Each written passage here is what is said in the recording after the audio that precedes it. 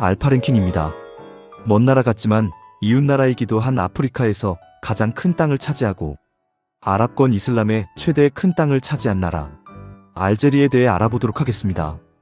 시작하기 전에 구독, 좋아요, 알림 설정 부탁드립니다. 그리고 댓글을 남겨주세요.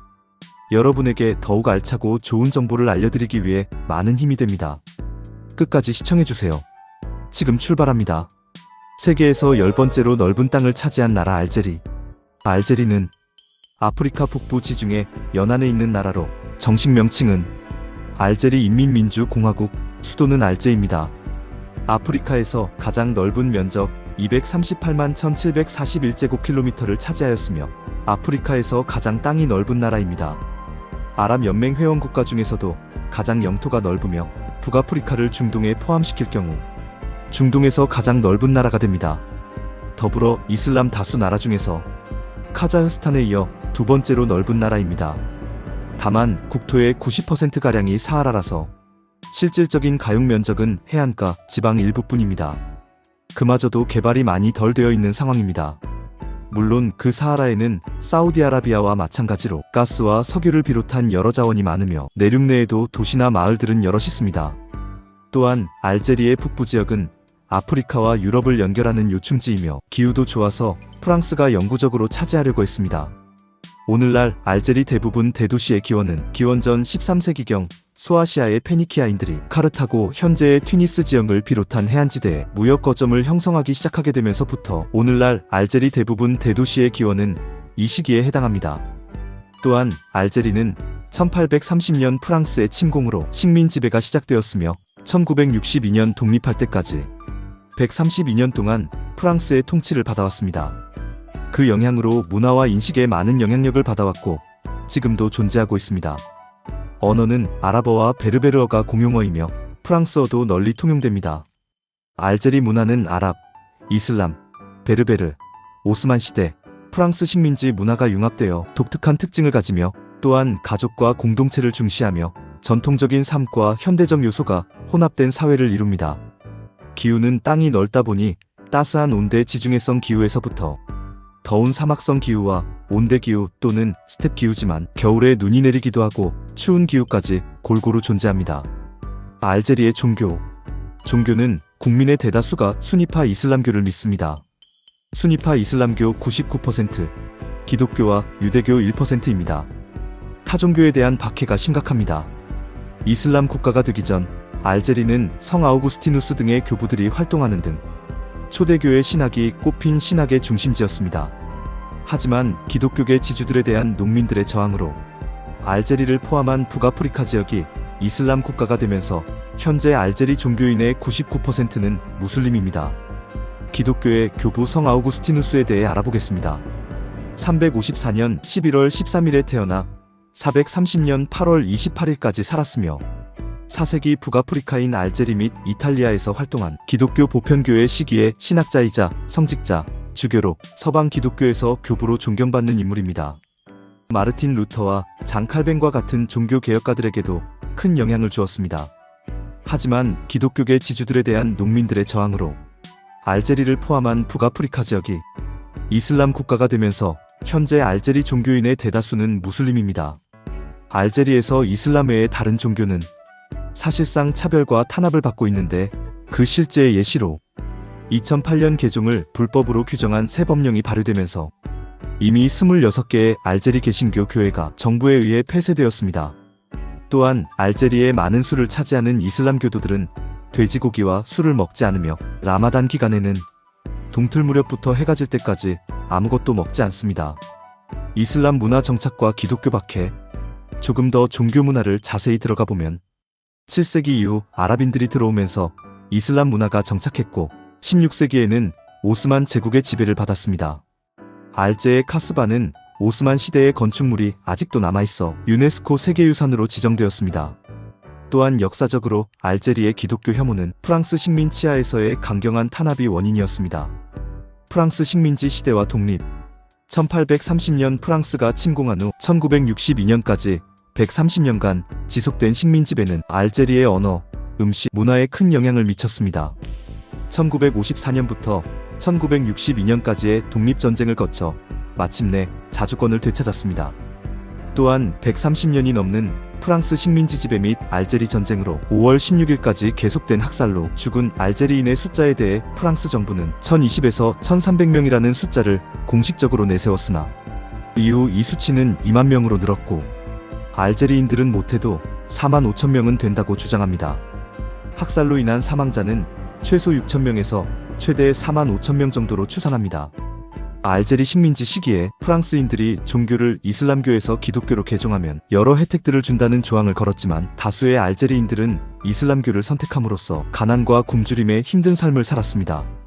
이러한 프랑스의 종교 탄압 정책으로 인한 기독교에 대한 증오가 컸습니다.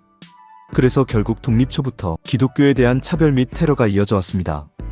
게다가 근래 들어서는 1996년 순수하게 의료봉사와 지역 주민들을 돕기 위해 파견되었던 가톨릭 수도자들이 이슬람 극단주의자들에 의해서 집단으로 처형되는 사건이 있었으며 이슬람 과격 세력과 갈등 및 군부와 민간정부의 대립, 부족 갈등과 같은 내부 문제가 깊어지면서 점차 민간정부 및 군부까지도 이슬람 근본주의를 고집하는 경향이 커져갔습니다. 21세기 넘어서도 이는 계속되었는데 2003년에는 프랑스인 가톨릭 수녀들이 과격파에게 산채로 난도질당해 간살되기도 했으며 2005년에는 프랑스인 가톨릭 신부를 난도질을 오랫동안 하며 고통스럽게 죽였음에도 이 사건들은 범인이 잡히지 않았는데 과격파도 과격파지만 알제리 정부가 일부러 묵인해준다는 주장도 있습니다. 그리고 2008년 오로지 이슬람만을 인정하는 법안이 통과되어 선교사들이 무조건 추방 및 입국 금지되었으며 56개에 이르는 교회들을 경찰 및 군대를 동원하여 강제 폐쇄하였습니다. 그나마 이후에는 극단주의는 살짝 사그러들고 2011년 이후 알제리 정부가 개신교회를 인정하는 등 유화책을 펴면서 그나마 기독교에 대한 차별도 약간은 줄어들었습니다. 하지만 2016년 들어서 또다시 기독교에 대한 테러와 박해가 늘었다고 합니다. 지금은 극단주의가 사그러드는 건지 다시 피어오르는 건지 종잡을 수 없는 상황이 되었습니다. 정작 알제리에는 콥트 정교회, 콥트 가톨릭 교회와 같은 토착 기독교도들도 살고 있습니다. 이들은 독립 이후에도 대대로 살아온 기독교도들과 공존하며 지내고 있습니다. 물론 극단주의가 심했을 때 피해를 입었다고 합니다. 현재는 상황이 전보단 나아진 듯하다고 하지만 최근 기독교 박해가 또다시 심해져 또 골치 아픈 상황이 되었습니다. 이런 사람들은 대놓고 교회 등에서 종교 행사를 하거나 예배를 드리진 못하고 친목계나 원례회 등의 명목으로 모인 다음 예배를 드리는 수준으로 소수의 마을 사람들이 모여서 예배하는 형태입니다. 식민지 시대와 기독교 박해 원인. 그렇다면 여기서 궁금한 점이 생깁니다. 프랑스는 왜 알제리를 그토록 차지하려고 했을까요? 프랑스에서는 알제리의 가치를 높게 샀기 때문에 전쟁과 학살을 불사할 정도로 포기하지 않으려 했습니다. 알제리에서는 수많은 항쟁과 독립운동이 일어났으나 프랑스 정부는 회유와 무력을 통해 알제리 식민지를 포기하지 않고 있었습니다. 이때 프랑스는 알제리를 식민지가 아닌 아예 프랑스 본토의 일부라고 간주했습니다. 일단 본국에서 지중해를 건너면 바로 도달할 수 있을 정도로 매우 가까우며 유럽 프랑스 본토의 연장선이라고 생각해서 알제리를 영구히 지배할 목적으로 132년 동안 기반시설에 투자를 많이 한 덕분에 적어도 대도시는 완전한 유럽식으로 만들어 놓았습니다. 또 사막에 물을 끌어올려 개간해서 나무와 식물을 심어 농림과 밭으로 만들었고 수출용 제조 공장들도 다수 있었습니다. 알제리는 군사적으로도 중요했습니다. 프랑스군의 주요 기지와 많은 군수 공장들도 알제리에 있을 정도였습니다. 그 유명한 프랑스 외인 부대가 여기서 시작했습니다. 다만 이러한 시설들은 어디까지나 프랑스 본국과 알제리에 정착한 프랑스인을 위주로 한 유럽인들을 위한 것이었으며 정작 알제리인들은 프랑스로부터 혜택을 받지 못했습니다. 프랑스 식민지 시절에 알제리인들의 90%가량이 문맹이었으며 절대다수의 알제리인들은 프랑스 시민권조차 받지 못했고 가난에 시달렸습니다. 그나마 20세기 초반에 알제리인들이 이슬람교를 버리면 프랑스 시민권을 주는 제한적인 조건이 붙었으나 이러한 조건에 응하여 이슬람교를 버리는 알제리인들은 매우 적었습니다. 이렇게 비참한 현실은 알제리인들로 하여금 프랑스에 대한 반감과 독립에 대한 의지를 저절로 갖게 해주었습니다. 물론 프랑스 본국도 이런 알제리인들의 사정을 모르는 바는 아니어서 좌파 성향이 강한 프랑스의 지식인들은 알제리인들의 독립과 저항 의지를 없애려면 그들을 프랑스인들과 평등하게 대우해야 한다고 누누이 주장했으나 프랑스 본국은 알제리인들의 비참한 사정을 알면서도 우격다짐으로 그들을 무시하고 계속 비참한 상태로 놓아두었습니다. 이러한 프랑스 본국의 오만함은 알제리인들의 격렬한 저항을 만들어낸 텃밭이었습니다. 어느 정도 세속적인 문화, 타 종교에 대한 박해가 심각하고 이슬람이 대다수이며 명목상 국교이긴 하지만 자국민의 문화 자체는 이웃 모로코 및 튀니지처럼 세속주의가 강합니다. 알제리 노래나 여러가지 뮤직비디오를 보면 여성이 히잡도 쓰지 않습니다. 여성의 사회 참여와 변화의 물결. 프랑스 독립투쟁 당시엔 남성과 여성 모두 차별 없이 프랑스군과 싸웠고 여성들도 많이 희생했습니다. 프랑스로부터 독립한 이후에는 알제리 제2대 대통령이었던 우아리 부메디엔이 보수 이슬람 세력들의 반대 여론을 물리치고 여성의 권익을 확대하는 정책을 펼쳤습니다. 현재도 여성들의 대학 진학률이 높고 법조계 및 의료계에서 여성이 차지하는 비율도 반절을 훌쩍 넘어갈 정도로 사회 참여도도 높습니다. 또한 의식에 대한 변화는 계속되었습니다. 2011년 튀니지에서 혁명이 일어나 알제리에도 불길이 번졌습니다. 혁명 전 튀니지 상황이 알제리와 비슷했습니다. 특히 경제정책과 유통정책의 실패로 물가가 폭등하면서 실업자가 늘어나는 모습은 다른 점이 하나도 없습니다. 2019년 2월 22일에 부테플리카 대통령의 5선 출마에 항의하는 시민들이 알제리 전역에서 시위를 시작했습니다. 시위는 수십만 명 이상이 참여했으며 청년, 변호사, 대학생, 교사 등 다양한 계층이 참여한 평화적인 시위였습니다. 또한 이 시위는 오랜 기간 지속되며 사회 전반의 변화를 이끌었고 시민사회 역량 강화에도 기여했지만 정부의 대응과 온라인 정보전 등 다양한 국면을 겪으며 진행되었습니다. 시위의 결과로 부테플리카 대통령은 결국 2019년 4월 사임했고 정재계 인사들이 숙청되기도 했습니다. 2019년 알제리 시위는 히라크 아랍어로 운동을 의미 또는 미소의 혁명으로 불리며 20년간 장기 집권한 부테플리카 대통령의 퇴진과 정권 교체를 이끌어낸 평화적 민중 시위입니다. 알제리의 음식? 알제리 음식은 담백하며 올리브유를 주로 사용합니다. 돼지고기는 금기시됩니다. 쿠스쿠스 가장 보편적인 식재료이자 음식으로 가족 중심의 식사에서 중요하게 여겨집니다. 쇼르바 토마토와 각종 야채를 베이스로 한 국물 요리로 라마단 기간이나 결혼식 때 빠지지 않는 음식입니다. 메르게즈 매콤한 베르베르식 양고기 또는 쇠고기 소시지로 숯불에 구워 먹는 경우가 많습니다. 브릭 계란, 참치, 케이퍼, 향신료를 섞은 소를 바삭한 페이스트리 반죽에 넣어 만든 음식으로 바삭하게 튀겨내어 간식이나 전체 요리로 즐겨 먹습니다. 스포츠 축구 알제리에서 가장 인기가 많은 스포츠는 축구입니다. 알제리 축구 국가대표팀은 사막의 여우, 사막의 전사라는 별칭으로 잘 알려져 있는 아프리카 축구 강호입니다. 또한 한국은 2014 브라질 월드컵 당시 알제리에게 패배를 당했습니다. 알제리는 축구리그 열기가 너무 뜨거워서 문제이기도 합니다. 2014년 7월 24일 알제리 리그에서 JS 카빌레와 USM 알제와의 경기 후 팀 패배에 흥분한 관중이 경기장으로 돌을 던졌고 JS 카빌레 소속인 알베르토 에보세가 돌에 맞아 사망했습니다. 알제리 프로축구협회는 이 사고로 리그를 무기한 중단했었습니다. 알제리 혈통으로 유명한 대표적 선수로는 프랑스의 축구선수 출신 감독 지네딘 지단이 있습니다. 출생지는 프랑스 마르세유이지만 알제리계 프랑스인이라 아랍어식 이름을 가지고 있습니다. 지네딘은 아랍어로 믿음의 아름다움을 뜻합니다. 전통 의상 알제리에는 여러 주가 있고 각 주마다 고유한 전통 의상이 있습니다. 젤라바 북아프리카 마그레브 지역에서 입는 길고 헐렁한 남녀 공용 로브입니다. 카라코 알제 수도의 전통 의상으로 여러 다른 전통 의상과 함께 현대적인 패션 디자인에도 영감을 줍니다. 알제리 여행 수도 알제 및 근교 알제 순교자 기념관 1954년부터 1962년까지 지속된 알제리 독립전쟁의 희생자들을 기리기 위해 지어졌습니다.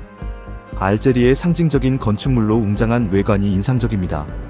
알제리 노트르담 바다를 향해 솟아있는 아름다운 성당입니다. 하마 식물원 다양한 식물과 아름다운 조경을 자랑하는 식물원입니다. 카스바 지구 오스만 제국 시대의 유네스코 세계문화유산으로 지정된 옛 도시의 미로 같은 골목길을 탐험할 수 있습니다.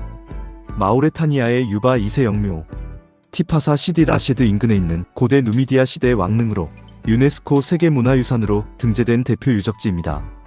유바 2세와 그의 아내 클레오파트라 셀레네 2세를 안치하기 위해 기원전 3세기에 지어진 원형의 대형 무덤으로 알려져 있습니다.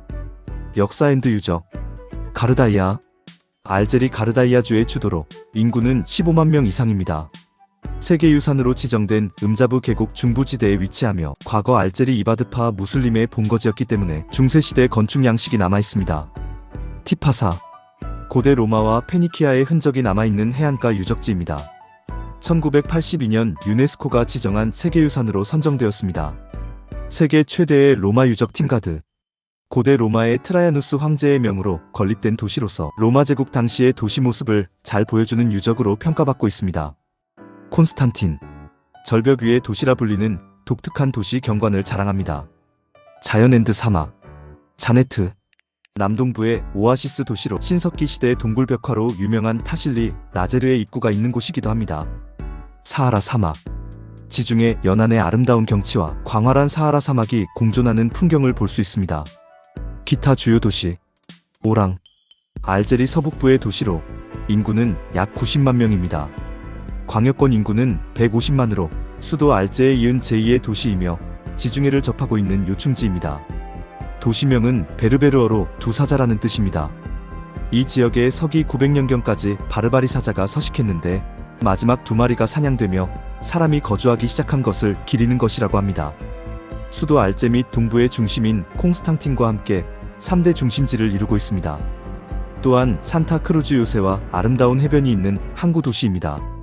안나바, 튀니지와 국경을 접하는 알제리 북동부 항구 도시로 지중해 연안의 아름다운 해변과 성 아우구스틴 대성당이 있고 알제리에서 네 번째로 가장 큰 도시입니다.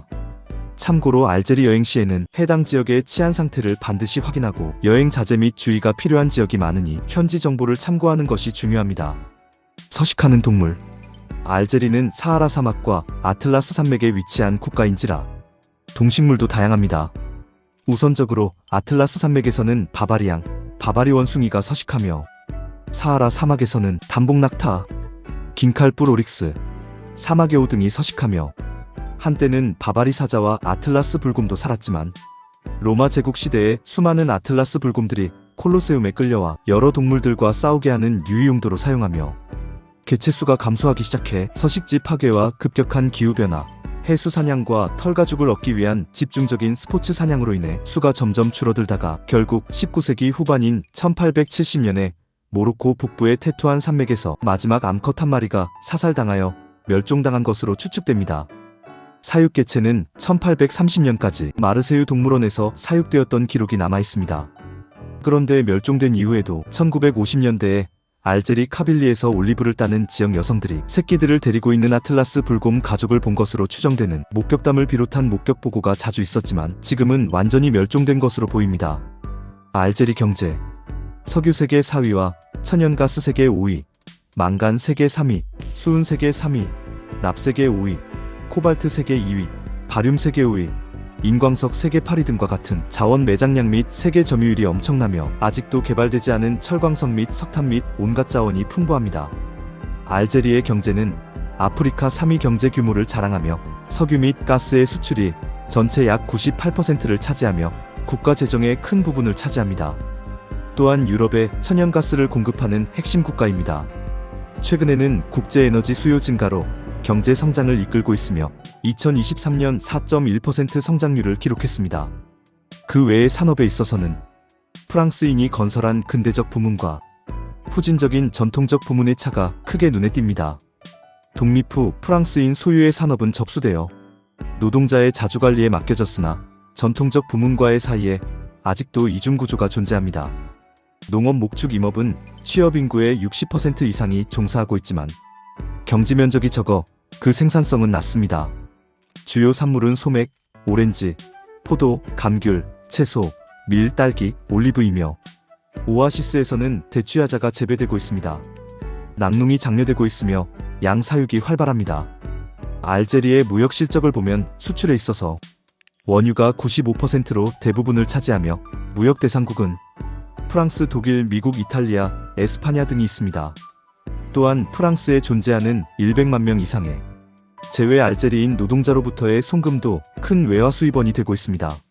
하지만 높은 청년 실업률, 제한된 투자, 정치적 요인으로 인한 경제 비효율성이 존재합니다.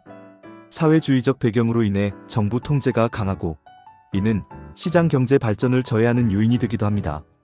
알제리 내에서도 이 문제를 해결하지 않으려고 했던 것은 아니었지만 1980년대 유가 급락과 부채 급증으로 중공업 투자 정책은 실패했습니다. 이는 알제리 내전의 원인 중 하나가 되었습니다. 특히 알제리 경제는 석유와 천연가스 등 에너지 수출에 크게 의존하며 유럽으로의 가스 공급이 수입의 많은 부분을 차지하므로 최근 러시아 우크라이나 전쟁으로 수요가 늘어 성장을 보이고 있지만 높은 실업률, 투자 부족, 정부 주도의 비효율적 경제 시스템으로 인한 경제 다각화의 어려움과 같은 과제를 안고 있습니다. 최근에는 경제 다각화 노력 중에 있으며 수입 의존도를 낮추고 새로운 성장 동력을 찾기 위해 농업, 신재생에너지, 기술 분야에 투자하고 있으며 아세안 가입을 통해 새로운 시장 접근성을 높이고 산업협력을 강화하여 경제 성장을 기대하고 있습니다. 또한 외국인 투자 유치를 통해 경제 활성화와 일자리 창출을 목표로 하고 있습니다. 오늘 동영상 어떠셨나요? 유익하고 즐거운 세계여행 되었길 바랍니다. 좋았다면 마지막으로 동영상이 끝나기 전에 구독과 좋아요 눌러주시고 알림 설정 부탁드립니다. 그리고 댓글로 하나님 감사해요 또는 여러분의 생각을 댓글로 남겨주세요. 여러분에게 더욱 알차고 좋은 정보를 알려드리기 위해 다음 동영상 제작할 때 많은 힘이 됩니다. 또 다른 흥미있는 주제로 편안하고 알찬 내용으로 찾아올게요. 긴 동영상 끝까지 시청해주셔서 감사합니다. 또 만나요.